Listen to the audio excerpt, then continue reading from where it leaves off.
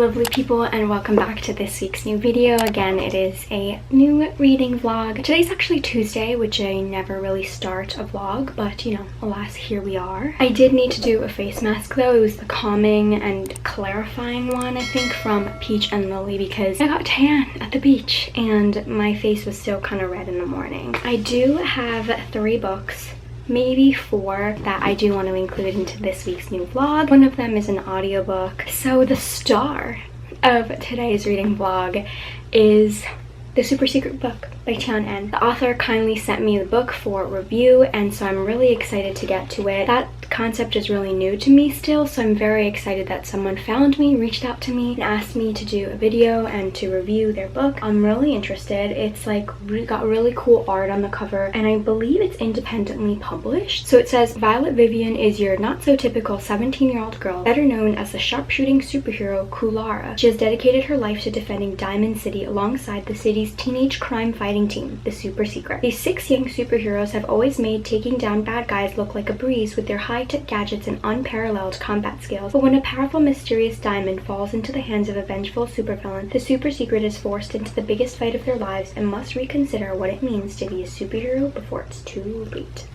So that's the first book that I have. This is a high priority, definitely. The second book I have was included in my last reading vlog, and that's Take a Hint, Dani Brown. It has been enough time since I read Get a Life, Chloe Brown, so I really do want to get to this, and I think it should be really quick and easy to read because it's a romance, adult romance, which I love. So this is obviously following Dani Brown, Chloe's sister, and a security guard at her workplace, Zafir. Dani is a PhD student, and Zafir is an ex-rugby player, and it says that they're destined to sleep together, and I think this is a fake dating romance. And then the next book is my book of the month pick for this month, and this is Winter Counts by David Heska Wanbli Weiden. I believe is a native author, an indigenous author. This is following Virgil Wounded Horse, who is a local enforcer, so I guess some kind of police in the reservation that he lives on. When justice isn't served, Virgil is hired to deliver his own punishment, so I guess it's like a vigilantism, and he enlists the help of his ex-girlfriend and sets out to learn where the drugs are coming from and how to make them stop. I don't think I've ever read a book about vigilantism, so I'm not really sure what my thoughts are about them, but I think it's interesting that, like, I guess he's hired by the tribal council when kind of things don't really go the right way. So the 4th book that I have for this reading vlog is All Boys Aren't Blue, and this is the one that I have on audiobook by George M. Johnson, and this audiobook is actually read by the author. It's a series of personal essays exploring his childhood, adolescence, and college years in New Jersey and Virginia, and it's only 5 hours long. It's a book that I have been wanting to get for a while. It finally became available on Libby, so I'm really excited to get to that. Please don't look at my eyeliner, but I just finished filming my video and I'm about to do laundry. I don't know if you can hear the dryer, but I need to line dry some stuff, and we line dry some stuff in my mom's bathroom as well as in my sister's room. And my sister's room is where I keep my bookshelf. And while I was away this weekend, something fucking sacrilegious occurred and my sister rearranged my bookshelves without asking me. I'm fucking pissed, but the silver lining is that I can rearrange my bookshelves now and make them how I want them to be and organize them.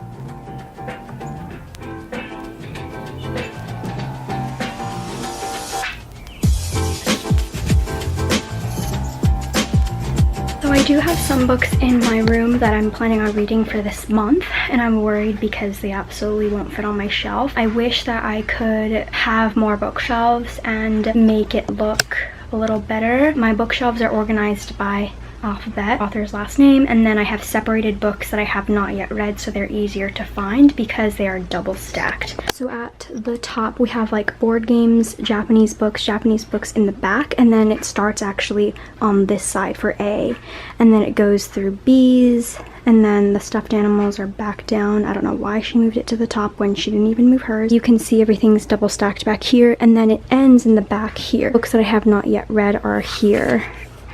Book of the month books that I haven't read yet are here as well as this one. These are all the books I plan on selling or getting rid of in the little free libraries. There are 2 in my neighborhood. If you want any of these books, please check out my Depop for them. Because I cleaned up my bookshelves, I was able to clean up this area. I had like stacks of books. I just have some books left that I want to read this month, and then books I need to get rid of to return to the library, and selling slash donating are there, so that this area in my room just seems so much cleaner. And I decided to move my garbage can there from here so that the ring light wasn't blocking this cabinet here. While I was doing that, I started an audiobook of All Boys Aren't Blue by George M. Johnson, and I'm really enjoying it. It's narrated by the author. Maybe if I was listening to it regular speed, I would enjoy it more, but I'm not quite enjoying the narration. The writing seems a little bit choppy. I'm enjoying listening and learning because he is a queer Black person, so he is sort of taking us through the steps of how he was first learning that he was a little bit more effeminate as a male.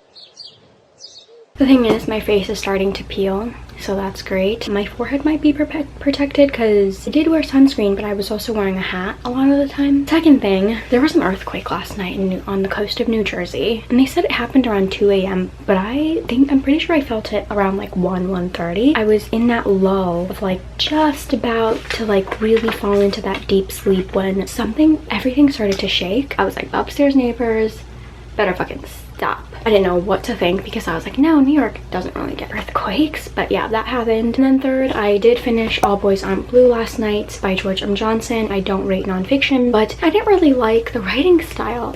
Maybe because I was listening to it, but everything sounded extremely choppy. It was like, and then this, but she was this. And I didn't really like the flow of it, but I do think that it was a really important story to hear about within like the LGBTQ community, because we still don't see that. You might be able to find some similarities in terms of like feeling lost in your sexuality and trying to figure yourself out. So I do recommend it for those reasons. But today I do have some errands to run. Someone purchased from my Depop and I don't have any printer ink, so I need to go buy that. I'm going to start the super secret book and I'm really excited about this book. However, I suffer from like giving any situation, any person extremely high expectations and being really disappointed when those expectations are not met. And that's not fair at all. I talk about this with my boyfriend all the time because I don't really talk to him about what my expectations are. I just romanticize any person, any situation in my head. And I'm like, oh my god, it's gonna be like this, it's gonna be so amazing, and just glamorize it. And then it doesn't happen and I'm just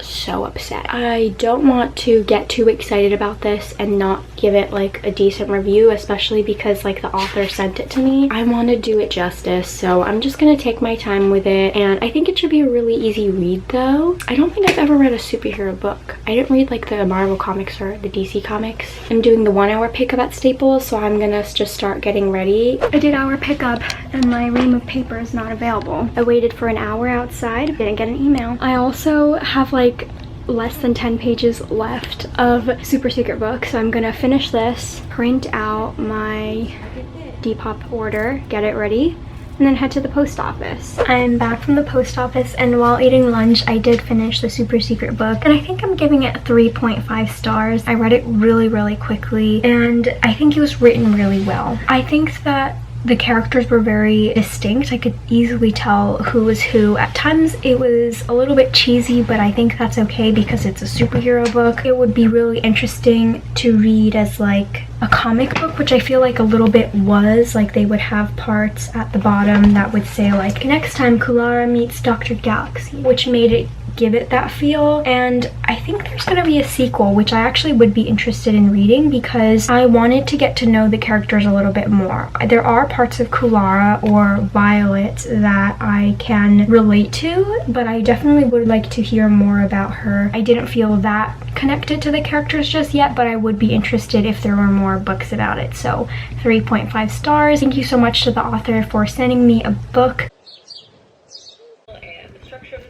It's currently 9:35 and this is my first speaking clip of the day. I think I only showed me doing some journaling. I just started listening to The Deep by River Solomon, David Diggs, William Hudson, and Jonathan Snipes as well. And it's actually being narrated by David Diggs, which is really cool. It's only 4 hours long, so on 2x speed or higher it should be less than 2 hours. I've talked about this book before. I've wanted to listen to it and it finally became available on Libby. So this short novella actually is based around a song by David Diggs' rap group called clipping. Yetu holds the memories for her people, water-dwelling descendants of pregnant African slave women thrown overboard by slave owners who live idyllic lives in the deep. Their past, too traumatic to be remembered regularly, is forgotten by everyone, save one, the historian. And that is bestowed upon Yetu. So she has to remember it for everyone. All the good things and the bad and like the really, really traumatic stuff, and that's slowly starting to take a toll on her and sort of destroy her. So she's learning more than she ever expected to about her past and the future about her people. If they're all to survive, they'll need to reclaim the memories, reclaim their identity, and own who they are. I think this will be a really important story. I've seen like only good reviews about this. The only bad thing, if I can call it that, is that it's too short. Given her sensitivity, no one should have been surprised that the rememberings affected Yetu more deeply than previous. Good morning. I'm drinking coffee. Feeling the buzz a little bit. I'm almost done. Hold on, I need to pee. I listened to The Deep narrated by David Diggs and it was really good. I'm giving it 4 stars. I actually didn't have a problem with how short it was, specifically for the audiobook. That the afterword was kind of funny. David Diggs, I'm pretty sure, was adding like his own little bit of commentary. The song was written by David Diggs. Hi, it's me. Or he was like, for the audiobook experience, you might have been listening to it on 2x speed. I know you probably did. Which I was, but I dropped it down a little bit to like 1.85 at some point. I thought it was really good. I thought it was really interesting and philosophical, which I don't typically enjoy like philosophy classes or anything like that, but I thought it was really interesting. I need new vocabulary. Thought it was empowering, I guess, powerful in remembering. And I think it was interesting commentary on trauma and how your brain might try to deal with it, that it isn't good to like forget because you're not dealing with it. So it might be good to understand and to go through a process of what happened in your history. And I also think Ori is indigenous. I'm not really sure. So it was like really interesting commentary from there of Ori saying, I have no culture anymore. Everything is lost. Once I die, my people are gone forever. I want to remember. I want to feel everything, all the pain and all the good stuff. And then there's Yetu, who is like, I don't want to feel any of this anymore, because while feeling the pain of every single person all these hundreds of years, I am nobody. I have no personality. I am no one because I'm everyone. And I think that conversation of the two was a really interesting commentary. What else do I have to say but interesting? Today I have to run out to Staples again, run some errands. I might pick up the Secret TBR book, but I would also like to read this, so I might bring this as well. Oh, another thing is that I've been watching a lot of Damon and Joe's videos, like from their Damon and Joe channel. I had been binge watching Damon's videos. Joe hasn't been posting and I wanted more, so I went back to their channel to watch some of their vlogs because I really, really like their editing style and I think they're funny. So YouTube would recommend to me a bunch of videos by polyglots, and so I was thinking, like, would people be interested in a video, in like a bilingual video or a Japanese only video? I don't know if that sounds interesting. Let me know if you would be interested in that. I don't know how well that will go speaking alone. Definitely not for a reading vlog, maybe like a day in my life only in Japanese, or if I can rope Koda into doing that with me when I see him for a weekend. Let me know if you're interested in something like that.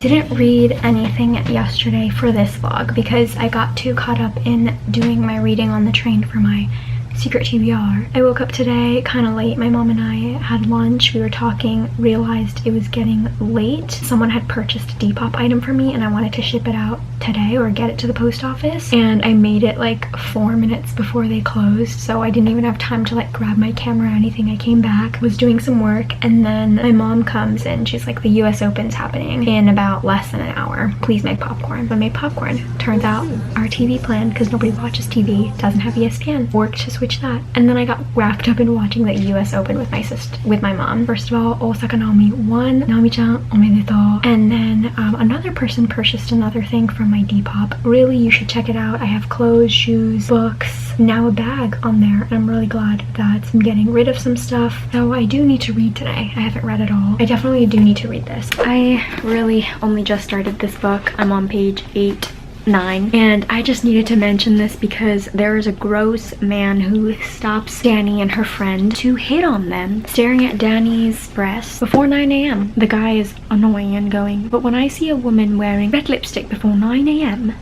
well, I simply have to reward her. And Dani stared. Reward me? With what? Because I only accept books or food.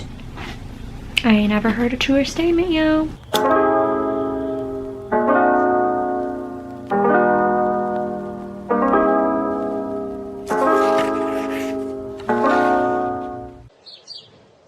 Last night, as you saw, I started reading Take a Hint, Dani Brown, and I'm only 70 pages in, but I'm really enjoying it. I completely forgot that this book is a fake dating trope, which is not my favorite. I mean, I feel like it's a bit of a hit or miss. So far, Dani is funny. She's sassy and sarcastic, and I really like her. She gives off a better impression than I had for Chloe. As for Zephyr, he is soft.